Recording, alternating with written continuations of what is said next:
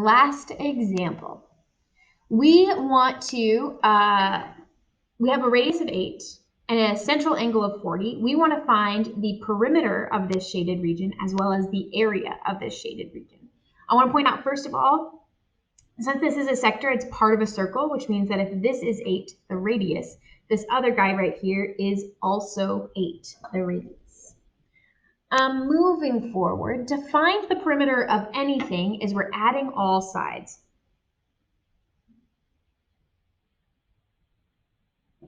So we can notice that BA is one side length of the shaded area.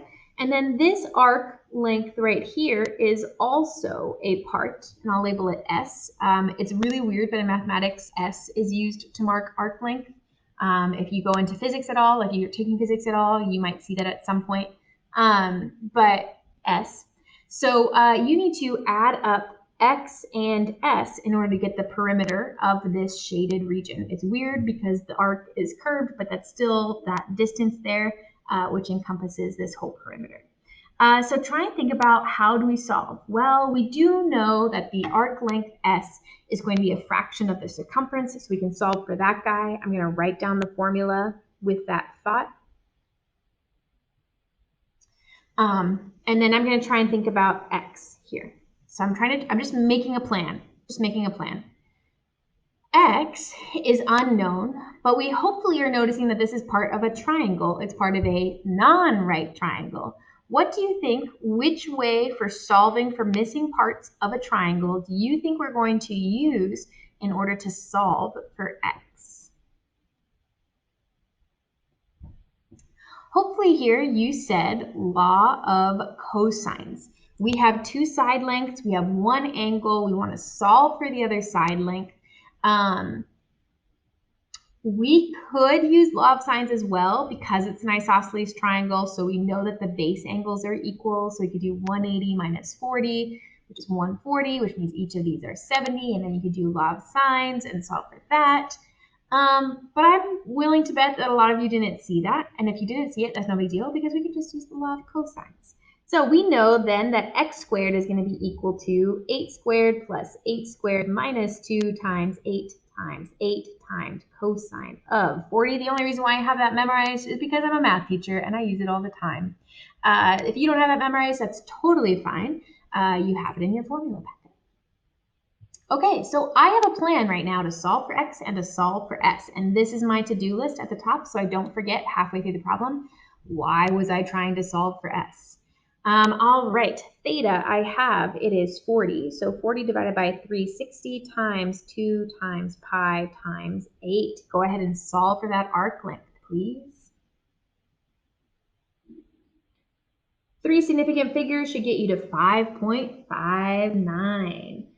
Go ahead and solve for x. For x, you should have gotten that x is equal to 5.47. These guys are really, really close. Realize that these lengths are also really, really close together. They're very similar in length. Imagine this kind of like curving to try and like squish up beneath here or trying to straighten that guy out. It will get longer, but not that much longer. So s should definitely be longer, but not crazy amounts of longer. We have solved for x and we've solved for s. The final step is that we need to add them together. Just because it's really good practice, please do not type 5.59 plus 5.47 into your calculator. Please scroll up and find those exact values and bring them back down. The more you practice it now, the more memorized it's going to be and the easier it's going to be. That's just what you have to do every single time. Because hopefully by now you've noticed that it does make a difference if you use the exact values or if you don't. Your final answer that you should get, in this case, it doesn't matter, but you don't know which ones do matter, and so I would just make sure to use your exact values. The perimeter is 11.1.